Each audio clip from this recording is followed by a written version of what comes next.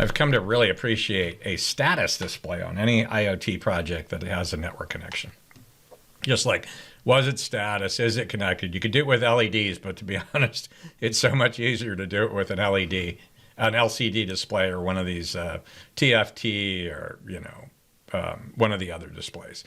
I like the LCD displays. These came out of phones.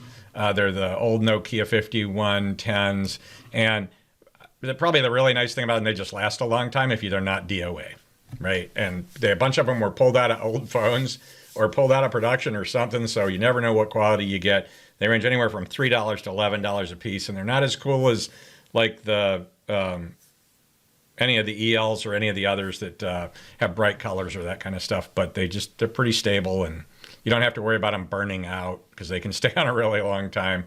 Not a big deal. Right. Anyway, so what happens with these, though, is I want to be able to put the IP address of any device when it pops up, so that when I need to know where it goes in CircuitPython IDE, or I want to hit the web page on it or anything, that I need to know that IP address, and that's because the DNS doesn't always work. Now, if you're doing big deployments, you got to get the DNS thing working, blah, blah, blah. But it's still nice to have a display to tell you what's happening if you're trying to get somebody to troubleshoot it. Now, I don't know if you saw it. That's like a 16-pin device that this thing's attached to, and 11 of them are I/O, and it burns 5 of the pins. So that only leaves me 6, I think. Is that right? For doing everything else, and I put an LED on it, and now I'm down to 5, and then I got some sensors. So basically the idea, though, is these are 84 by 48, right? And so what that means is you can get 14 characters on a line. Right, so it's 48 divided by 5 by 8 font. That's 6. 48 by 6, whatever that is. Anyway, 6 times 48, 84 divided by 6 is the width. And so that gives you 14 characters, but it turns out an IP address can actually be 15 if you do dot notation. So, and you can see that here on the last line, it truncates the last digit. I never noticed because you almost never end up with 12 digits for the octets, right? 3 digits for each of them. Because a lot of times you're on a home network, 192 dot something, or you're at work and it's a 10 dot. But it turns out I ended up on a mobile hotspot, and that dang thing had 12 digits. So what are we going to do about it, right? The bottom line shows the problem. We lose the last digit, we can't connect. So if you think about it, these are 5 by 8 fonts. That gives us 6 by 10 character spacing. We get 5 rows of text. So we have 84 pixels to work with, and it turns out that we're just 1 character short, right? Like if you look at this in the bottom right corner, you see that the last character lines up. So really what we need to do is we need to compress the 3 dots down to 2 characters in width, and so that gives us 12 characters to work with, 12 dots to work with, because they're 6 wide with the space, so that means I got 4 dots. So that's what we're going to do. What we do, instead of rendering this as a string with x.y.z.a. We're going to render the dots as 4 wide pixel, as 2 by 2 squares in a 4 wide thing. And then we're going to render the 4 octets independently of each other and not as a string. So basically, we're going to make the dot part of this be a proportional font, but all the other digits stay as the fixed fonts that they have. And so how do we do that? Well, this is the setup program, and then this is the test program. Basically, what I did is I created a function that you can use, and you can actually, this will work for any fixed display, right?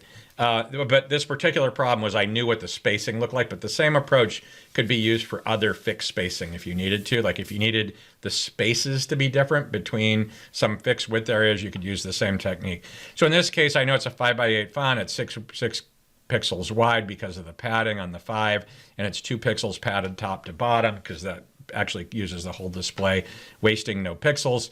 And so what we do is we actually write out the dots as squares, rectangles that are 2 by 2s.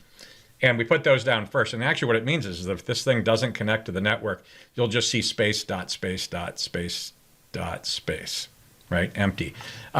Because what'll happen is anyway, so what this function does is it takes the display identifier, right? We always want to do dependency injection. It takes the IP address and it takes the Y position, the height we want it to be at, and that way we can render this anywhere on the screen. It's actually a dot screen, so we're going to map those dots into character sizes. So we just wipe out the line that we're going to put this thing on. And this assumes that we're starting at the Y position, right? That's the line we're going to be on, and we're going to start at the 0th per pixel on the x-axis. So we wipe it out, we lay down the dots, and then we write out individually each of the octets, and then we do a show. That's all there is to this. Super simple. But the main point out of this, and gratuitous showing, you can see how tiny the board is I'm using for this. It makes me want to do a smaller display, but at the same time, my eyes aren't good enough to see anything smaller than this, right? So the point, though, is we do a little bit of custom layout on this, and that code I wrote is reusable. It's actually running here in this circuit Python, but the code should work. It might be a different thing, but I think in this case I'm using the Adafruit LCD driver, and so that should work in MicroPython too. And I'm like all in on the Python thing. Anyway, so this is the idea: is build a reusable module. Function and pass in everything you need. I didn't want this thing to know. The only thing it knows about is character width and height, and I should have probably passed that in too.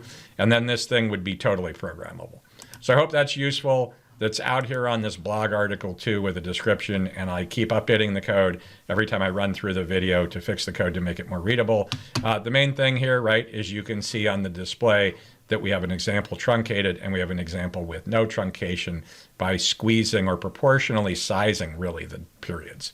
And that's it. I hope that works. If you have that problem or you love these displays, then this maybe will help you too.